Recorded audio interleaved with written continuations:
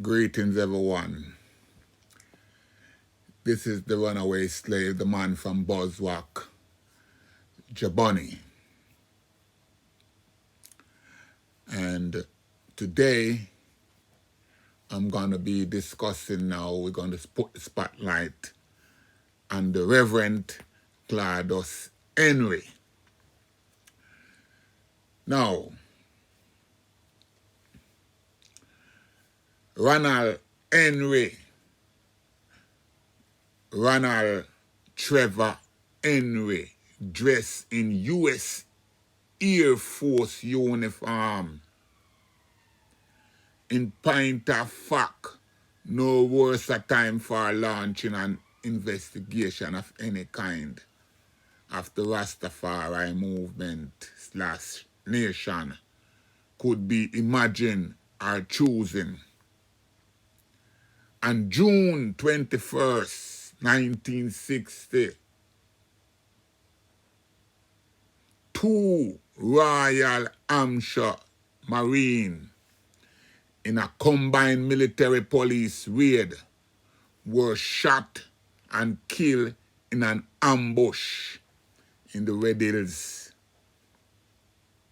The ambush was carried out by Ronald, a.k.a.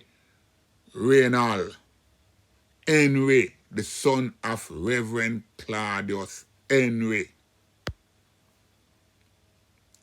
and member of his first Africa Corps, who had established a military training camp in a remote area in the Red Hills outside of Kingston. In all, 4 Royal Hampshire, hear it again, 4 Royal Hampshire Marines were shot and 2 killed. Henry and a group of his men fled after the ambush and escaped from the cordon, ending up in the Sligerville area of St. Catherine. For the next 6 days, they were hunted down in the largest search operation that Jamaica has ever witnessed. Close to 1,000 military and police took part in the search.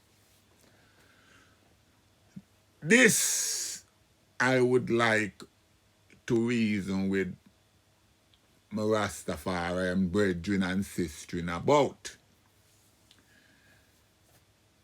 There is a generational conflict in our history, in that I have tried, there's a council named the Asian Nyabingi Council. I am in a group that represent that council, and is in this council that I come across this serious document. Last week, Thursday, for the first time, I try to open this topic with the council, and the security minister interject and try to shut I down that I am coming with too much, for lacking a better word, revolutionary gun talk. Him say, I come with my gun mouth. And since then, it has become a debate over on the ANC. And as we go along, this debate have become cantankerous because it's split in opinion. So now it is being said that I, JahBunny, come and I preach revolution. I don't know if I preach revolution is something wrong in this time. I must point out to my listener, you can call this my disclaimer, I am not here telling anyone what to do. Specifically, I'm not here telling anyone to go and pick up arms. All I am doing is telling my side of the tradition that I have come up under as a Rasta baby. Now, before I go any further, I want to make a couple shout out. I want to make shout out goes out to Warwicker, the man from Warwicker Hill TV, who is one of my comrade. I also want to send out a special respect to Ija Star. Yeah, I'm on Rasta brother. I also want to send out the 12 tribe brethren from youth days, Curly Judah. Want to say respect enough manners for the invite that you have sent I in short notice, Friday gone. It was a pleasure going to the anniversary of His Majesty visit here to England, 1954. It was a nice gathering. At that gathering, I did saw some foundation people from my youth days, especially Sister Paulette, respect and love. Always bothered me up from that time until this time. Once again, respect goes out to the chef and the daughter that was manning the kitchen. Everything was highly full, just that I was shocked to see such a great movement of watered down to little or nothing. And this is why I know that when I say it, people take offense, but I will still say it. Rasta as I know it is a dying breed. Because the most, every time I go out to a Rasta gathering, what I see is not what I expect to see. The gathering is narrowing down and narrowing down and trickling down and trickling down, and what you hear is Tom drop out or Harry drop out. That's all you're hearing. You don't see no one gravitate to Rasta again like before. Even though there is a lot of lax ones treading earth today, but I don't see no whole heap of young youth here in England gravitating to Rastafari. Not to say that there is no youth Rasta here, because there is a lot, the hell of them that, say for example, it was around 24 away at the 12 tribe anniversary meeting, gathering. But even though that within that 24 of us, I am sure that we were all mothers and fathers and grandmother and grandparents and great-grand and all these things. So we do have a still wide network of Rasta family. It's just that the youth them is taking the struggle and fighting it on their own forum. So the revolution is being fight now on different forum. So you might not find the youth or the gun youth them a beat drum and locks up and but them is there still and them can't help but know it because them is Rasta children. There is Rasta babies. Now, moving right along, I want to say maximum respect to my brethren, Fear Ramasses, over there in Chicago, putting in the work same way. And I actually listened to his program last night about the censorship of music and gun violence and all these things. And what I would like to point out to Jamaica is that it's about time that the government actually take the people them serious and treat the people them more fairly by giving them what they desire. All these rules and regulations that you are passing on the people them and how you are treating the people them will not change the current that is going through Jamaica right now. Now, Claudius Henry template was put in place from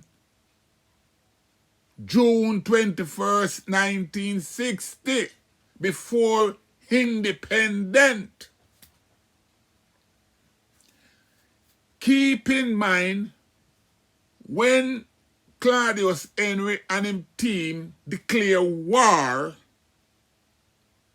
upon Babylon, there was no Jamaican constable force.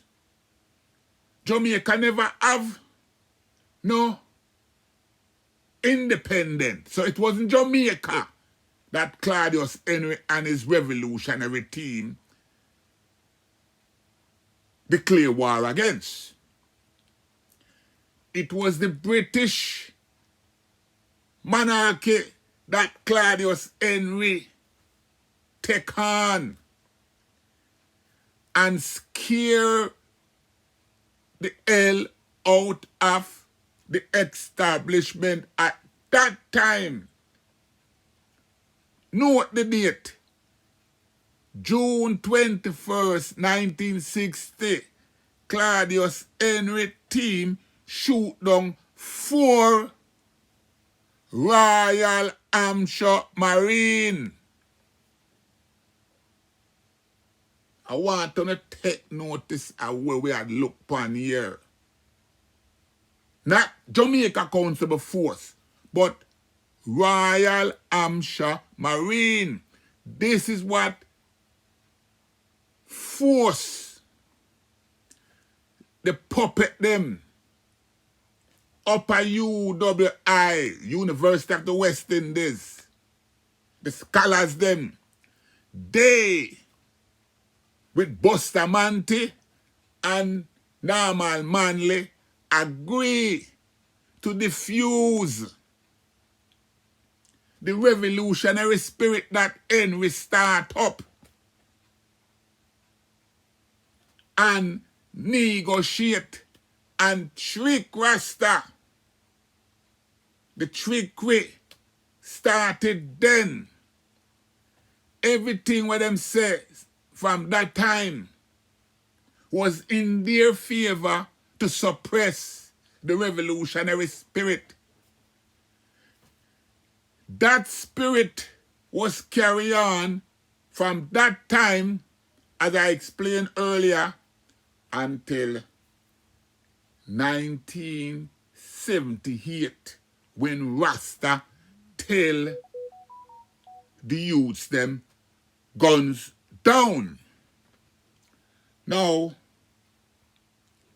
make we move on some more in the documents, because this documents is public documents and it need to be revamped and pull apart, and this is where the answer is. The government need to give up some of the crown land to the so-called people who are called squatters under the independent King Charles need to release these land so the people them can live better. Trenchtown need to be redeveloped. Yesterday I watched Kino program, and every time I watch Kino program, I become heartbroken and I bite my lip. I bite my lip because I don't want to offend no one. I don't want to offend the people them, because this thing Kino might not realize that him art is in a good place, but it's 3D. Him is showing people suffering in 3D. And I feel it when I see these things. Now, after Claudius Henry, Ronald Henry strike upon the military team, it's a royal military team him strike upon. For the next 10 days, the front page of the Gleaner newspaper were completely dominated by bold headline announcing the progress of the search and eventually capture of the entire squadron from the Red Hills training camp. Over 30 people in all. Jamaica at this time was in the grip of a moral and political panic. Listen the word in. Jamaica at this time was in the grip of a moral and political panic. Today, Jamaica again is in that same place. Hence the suppression of the people's right. For all practical purpose, Jamaica was living under a state of emergency with Rastafarian and lockdown throughout the country. It was hardly a propitious time, to say the least, to be going into the inner city and to be conducting interview with members of the Rastafarian community. It would be like a group of academics deciding that they would undertake a research project in Tivoli Garden during the crisis participated by Dodos affair. I do not think so. However, if the true purpose of the report was security related, then the urgency and ease with which it was undertaken become understandable. In my opinion, that was exactly what happened. It was in the sense a classic counter-insurgency operation masquerading as a university-sponsored investigation. And like every counter-insurgency operation, it was accompanied by all of the deception and secrecy that are integral to the craft of counterintelligence intelligence was a specialty of M.G. Smith, who disguised himself as an anthropologist, claimed that he was researching Rastafari as a religion. All this guy M.J. Smith is who make up all these things that we are now following and holding on to and saying that these things is what Rasta is about. Youths who need to look at these documents carefully and realize that when you hear hi, come out and say certain things that this and so it go.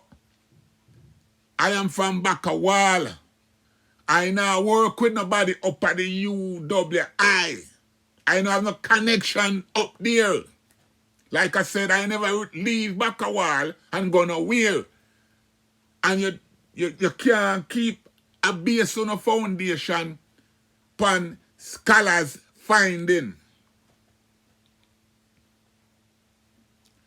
The main architect of the report, Smith, has been trained in a military intelligence in World War II, serving with the Canadian Army as a member of the 17th Duke of York Royal Canadian Hussars, a reconnaissance regiment with the 3rd Canadian Infantry Division, which he established while still a student at McGill University in Montreal in April 1942. The intake interview with the young recruit record that he was asked by the interviewer to name the era of the military that he wished to serve in. Smith replied, intelligent. So now, you have to look at who Smith is. The man who write about Rasta the first time is a white man. Intelligent officer from the Royal Canadian Air Force. You have to look at these things. So from that time until today, we are being manipulated by university scholars. These people is who make up these things as they go along and put it on us and discuss it amongst themselves like reality, and then we know and our high school youths them pick it up and start spread it. This notion that Bustamante say bringing all the Rasta them dead or alive is also misconstrued. Busta say bringing all the Rasta them dead or alive beyond the fact that Rasta did declare war upon the regime. So don't make it look now and stop preaching like Babylon just jump on way and innocently start abuse we. The record will show, and I keep telling you, that from 1960 up until 1978, there was a constant war between Rasta and Babylon. Don't ask me how it played out, but it was there. Babylon used Rasta when them feel like. One side I use Rasta, the east and the left, the right and the left, I use Rasta as them feel like, to the point where when Rasta couldn't take it no more, Rasta call peace, 1978, guns down. And when guns rise again, everybody independent, everybody start doing them one thing. So at one stage, this gun, one I talk about now, that is a problem to everybody. At one stage, the gun was being provided by both the JLP and the PMP. The JLP and the PMPs who flood the guns in the neighborhood to carry out their works and their intimidation until 1978 when ghetto youth and Rasta youth realized, say, hold up. At time we put a stop to this. And since then, the youth them put a stop to it 1978. Then, but the guns them was already in the street. So the youth them now decide that, okay, we are going to go for self. And it's the self-determination that youth have, where no man depend on no JLP or PMP for them survival anymore. Man find other means, by any means necessary, to survive. So the law was always there. Like I said, at one stage, the prison gun court was a place where it's like a Rasta populate gun court.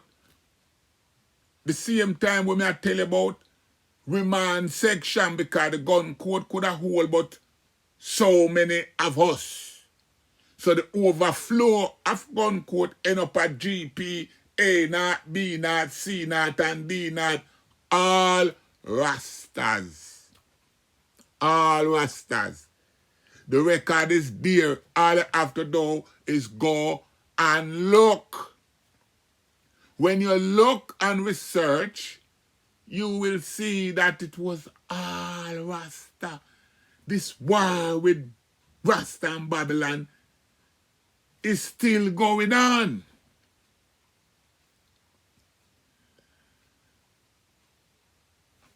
So, this censorship, the next thing, Rasta is now functioning like them is Babylon more than Babylon. For example, let me point out something to you all now, because I have my Rasta man virgin named Ras Bookie.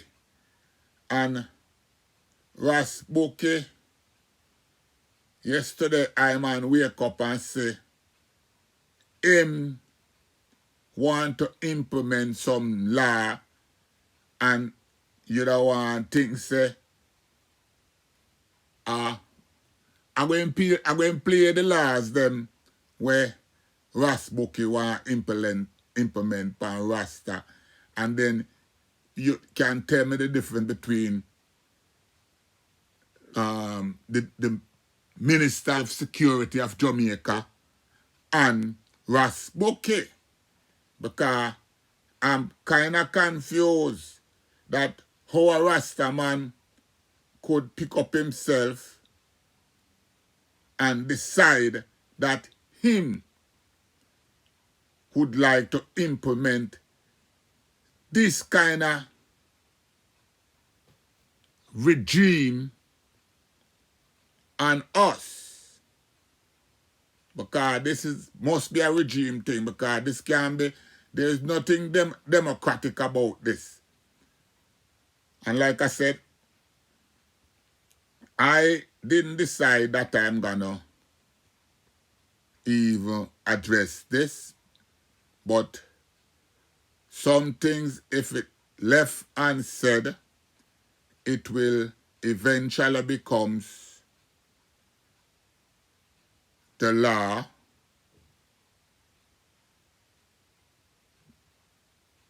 Let me see. Eli, Selassie, Jah. Rastafari. Glory to word, glory to sound, glory to the power of Kadamawa Emperor Haile Selassie the first. We do give thanks for another day, give thanks for another evening, wherever you're located.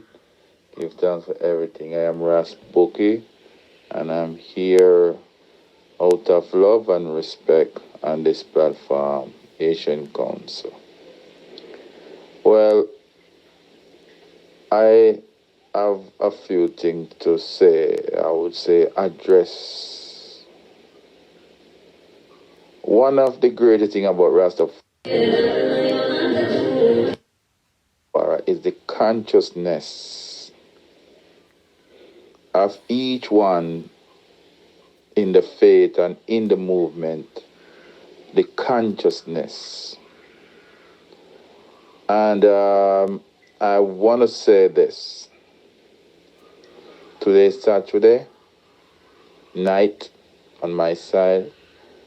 Maybe going to be Sunday morning in the East or in Africa area, England. And so, where I'm at, I am now 8 p.m. with 11 minutes. Some places is maybe 9 with 11 minutes. And so, for wherever you are, the love of Rastafari reaching out to you from RASTAFARI. Rastafari, where I is asking that each Rasta on this platform refrain from posting disrespecting words and vulgar words, and refrain from posting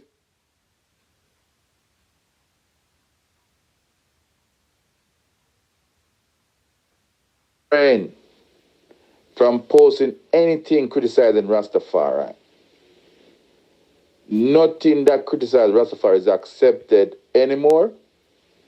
Can you believe it? The man I tell I now say, we shouldn't post anything that I go scrutinize the behavior of what is today coming out of Jamaica and coming out of the world that portraying itself to be Rastafari. Can that be a real position? That's the question that JahBunny, now is asking. It clear that,